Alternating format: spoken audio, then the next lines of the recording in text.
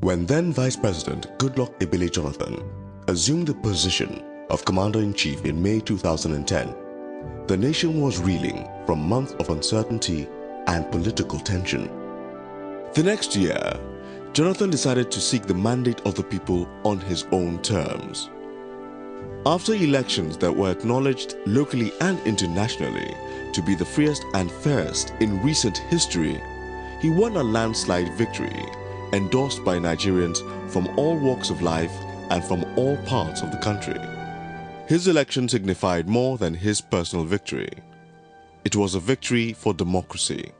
From his days as acting president, Goodluck Jonathan took steps to reform the electoral process by strengthening INEC, installing a strong chief in Professor Atahiru Jega, and assuring that members of the commission were non-partisan. He also promptly signed electoral bills that would protect the integrity of the ballot. For many Nigerians, the 2011 elections were the first time they truly felt that their votes counted. Since then, the president has continued to show respect for the democratic process, refusing to interfere in various state elections, and fiercely protecting the independence of INEC. On Inauguration Day, May 29, 2011, the new president spoke passionately to Nigerians about his vision, not just for change, but for complete and utter transformation. The day of transformation begins today. We will not allow anyone exploit differences in creed or tongue to set us one against another. He unveiled an agenda to reposition the country, reorient society, and revitalize the economy. He promised to create jobs, ensure an enabling environment for small and medium enterprises, invest heavily in infrastructure, improve healthcare and education, and put power reform at the heart of his industrialization strategy. As President Jonathan embarked on the new term, he faced challenges resulting from years of systemic failure in governance, years of broken promises to the Nigerian people. Today, we stand at the midterm mark, and thanks to the hard work of the President, Vice President, and a world-class executive team, the report card is commendable. Yes, Nigeria remains a work in progress, but there has been a great deal of work done and a significant amount of progress made.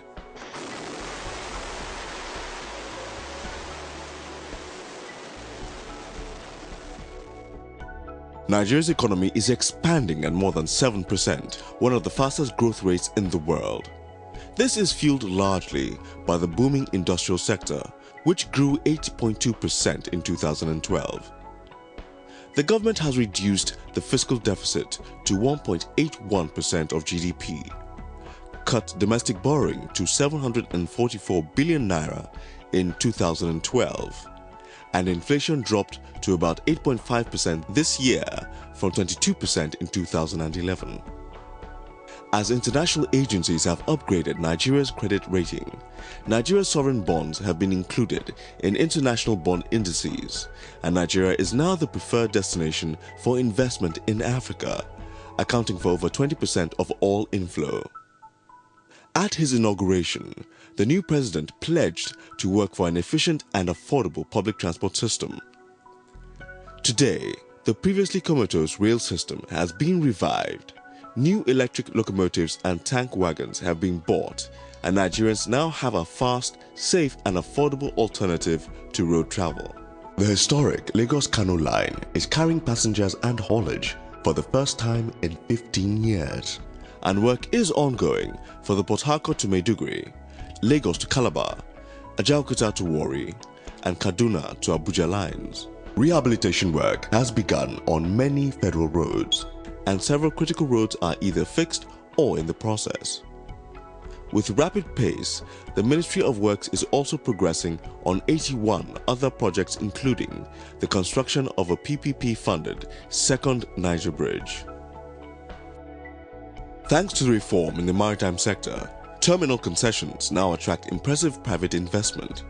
Cargo clearance time has been slashed from 39 to 7 days, and new jetties, river and deep sea ports are being built, and major rivers are being dredged. The Ministry of Water Resources has embarked on ambitious projects nationwide to increase the number of Nigerians with access to clean water. Meanwhile, in housing, the federal government is setting up a mortgage refinance company, and the World Bank has pledged $300 million to support Nigeria's mortgage financing structure. Air travelers in Nigeria have witnessed the remarkable transformation of airports as the Aviation Ministry is carrying out a multi-billion naira plan to remodel all airports, build new cargo airports, and 4 new international airports. The government is also developing a scheme to assist indigenous airlines to buy new planes, and the Minister of Aviation is working hard to drum up foreign investment for the new airport hubs. In oil and gas, the Local Content Act, passed by this government, will create a potential 300,000 jobs in the sector annually. The Petroleum Industry Bill is close to passage, and the bold decision to reduce oil subsidies led to the launch of the innovative Subsidy Reinvestment and Empowerment Program, SURE-P, in February 2012 to invest subsidy savings into priority infrastructure projects. Meanwhile, government has committed more than 60 billion naira for oil and gas exploration in the Lake Chad Basin, hoping to diversify Nigeria's production base. New gas projects and plants are coming on stream to increase natural gas production to 4 million barrels per day. Despite the inherited challenges in the sector, power generation reached peak historical levels at 4,500 megawatts. The privatization of electricity generation and distribution companies is in progress. New power stations have been commissioned. Rural electrification projects are ongoing. Alternative energy sources are being developed, and several transmission projects have been completed. By the end of 2012, system shutdowns had reduced by more than half the rate in 2009.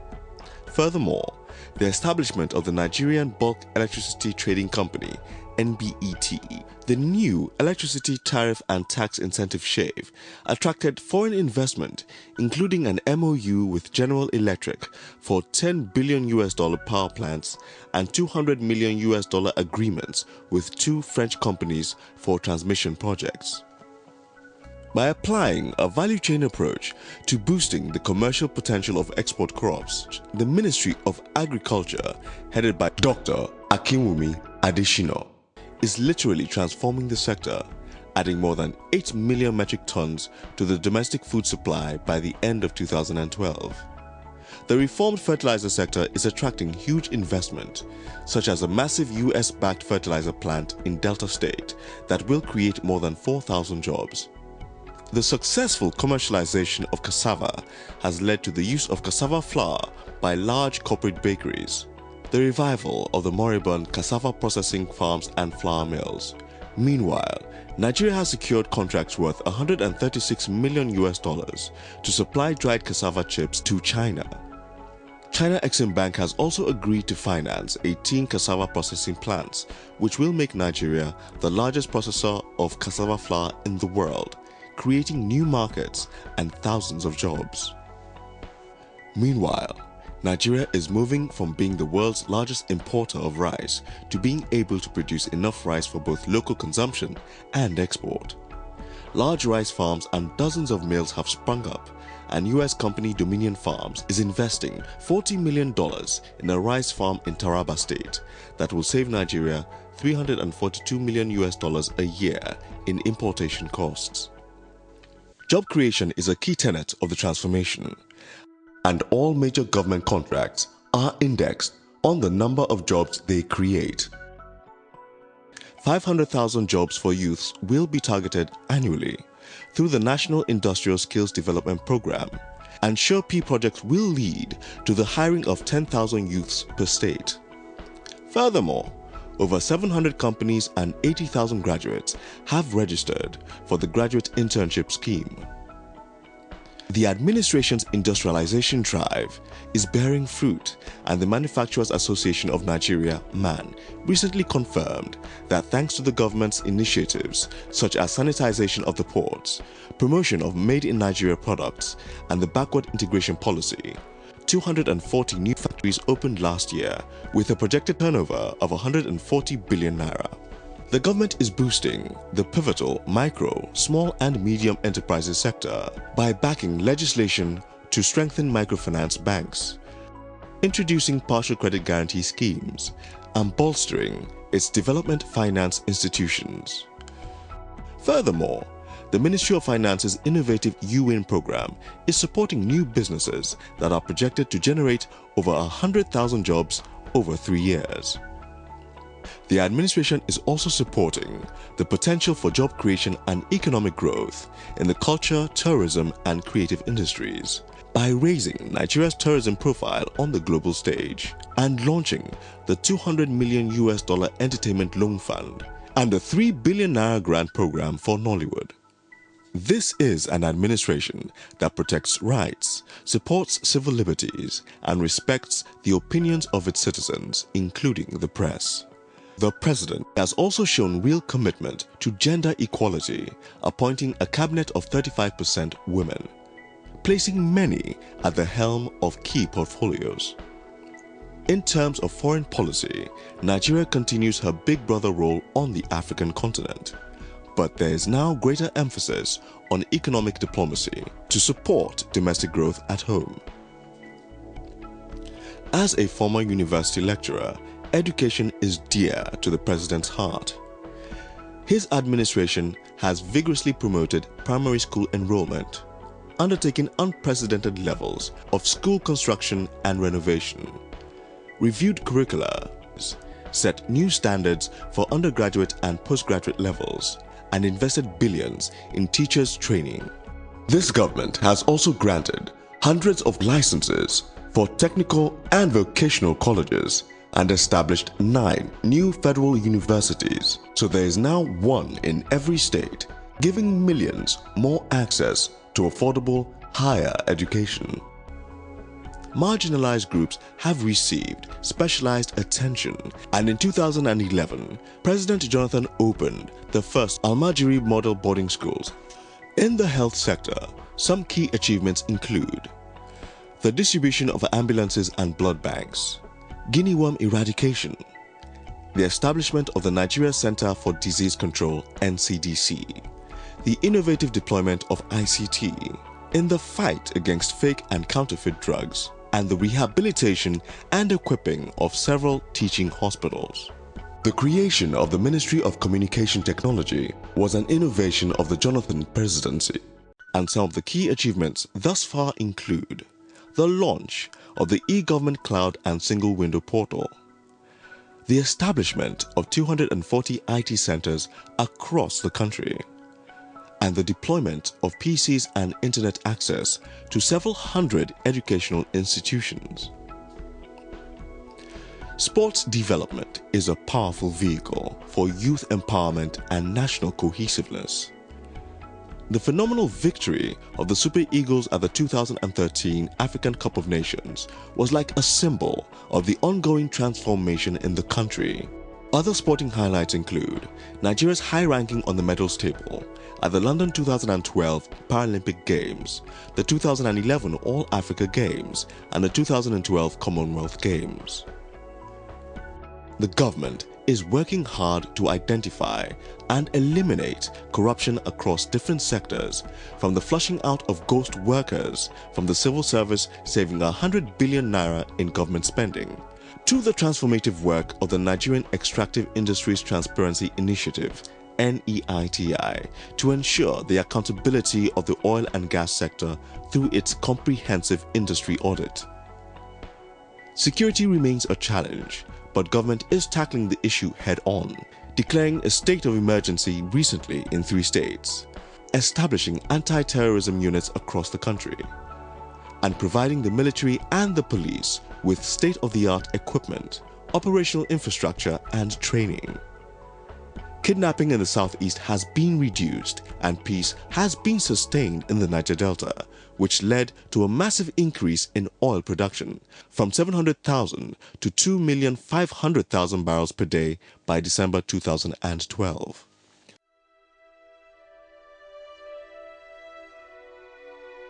The rate of innovation in this administration is unprecedented. From AMCON to Kiro Direct, from performance contracts for ministers to Sure P, this government has brought new ideas and creative solutions to the table. This is also a very inclusive government, reaching out to political rivals, the private sector, the international community, the National Assembly, and most importantly, ensuring that the reforms are inclusive of every part of the country and of all levels of people. Investment bank Goldman Sachs named Nigeria as one of the emerging economic powerhouses tagged Mint. Mexico, Indonesia, Nigeria, and Turkey. As British Prime Minister David Cameron said, which country is predicted by some to have the highest average GDP growth in the world over the next 40 years? Think Africa, think Nigeria. Of course, Nigeria still struggles with major challenges, but this administration has put in place a clearly articulated manifesto of reform that is bringing Nigerians measurable benefits and a renewed sense of optimism. In the end, transformation is about more than the number of roads being built or airports being revamped. The heart of the transformation agenda is people. Behind every chart, graph, or statistic are people. Underpinning every policy is the mission to drive a paradigm shift in Nigeria's human capital development. President Jonathan knows what it is like to be on the social and economic fringe, to lack access, but he also bears witness that dreams do come true, that the impossible is possible, and that transformation can be achieved. Transformation is a goal and a clarion call to all citizens to partner with the government to build the Nigeria of the future. We owe it to ourselves, to our children, and to our country to answer that call. God bless the Federal Republic of Nigeria.